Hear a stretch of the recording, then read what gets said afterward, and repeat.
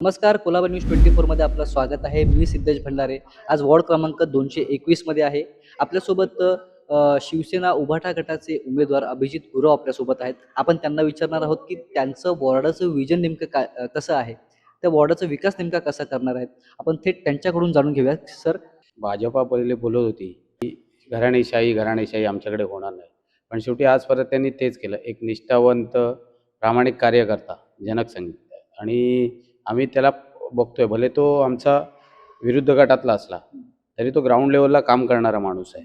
आणि अशा माणसाला डावलून एक आमदाराचा मुलगा म्हणून त्याला परत तिकीट देणं हे आम्हालाही पटलेलं नाही. तर माझं पहिला तर आहे, हा विभाग स्वच्छ आणि लोकांसाठी आरोग्यमय ठेवणे हे माझं पहिलं विजन असेल.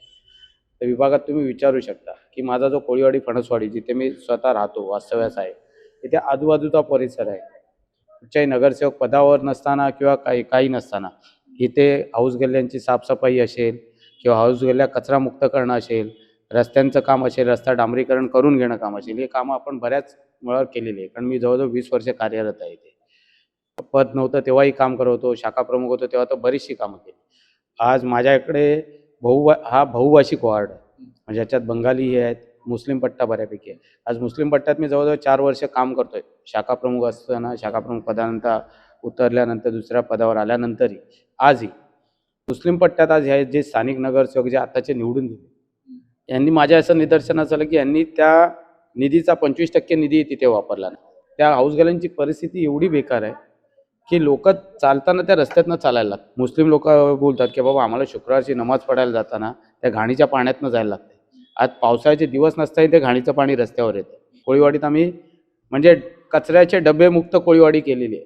घरोघरी कचरा उचलण्याची सेवा महानगरपालिकेची असेल, या सेवा आहेत. या सेवांचा उपयोग लोकांपर्यंत कसा पोचवायचा आणि तो लोकांनी कसा युटिलाइज करायचा याच्यावर माझं प्रथम लक्ष असेल. आज आकाश पुरोहित असतील जे पहिले नगरसेवक, काही या अंशी त्यांच्याबद्दल नाराजी आहे की त्यांनी ते कामं केली नाहीत, त्यांचा निधी त्यांनी नीट युटिलाइज केला नाही.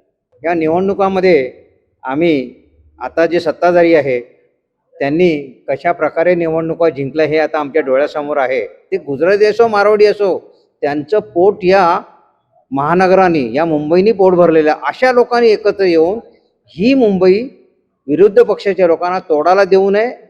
त्याच्या वडिलांनी एवढी मेहनत घेतलेली, रात्र कसं तो कधी कोणी रात्री अपरात्री येऊ काही करू तरी त्यांच्या मदतीला धावून जायचा. तसा तर अभिजित पण असं आहे की त्याला सुद्धा की कोणी सांगितलं हा प्रॉब्लेम आहे, ताबडतोब दुसरं काम बाजूला ठेव, तो ताबडतोब निघून येणार. म्हणजे अशी आपल्याला खात्रीची आणि आपली स्वतःची हक्काची घरातली माणसं आपल्याला पाहिजे की आपल्या प्रत्येक घराघरात जाऊन त्याचे काय अडचणी असेल ते सोडवतील. आज घराघरात जाणारा माणूस पाहिजे आपल्याला. घरात खुर्चीवर बसून उंटावरनं शेळ्या करणारा माणूस नको आहे.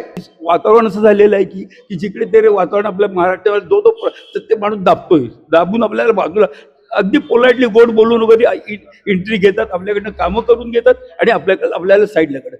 ह्या बाबतीत तरुणच मुलं पाहिजे, तडफदार मुलं पाहिजे, रात्री बेरात्री येणारे पाहिजे. 5:30ला आमच्याकडे 5ला नळ येत नाही, आम्ही कोणाला फोन करतो, आम्ही ह्याला फोन करतो गुरवला, तो ताबडतोब धावत. अशी मुलं पाहिजेत.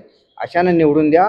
आपलं आरोग्याचं भवितव्य यांच्या हातात आहे. त्या प्रयत्न करणार की त्याला आम्ही निवडून आणणारच किंवा काय.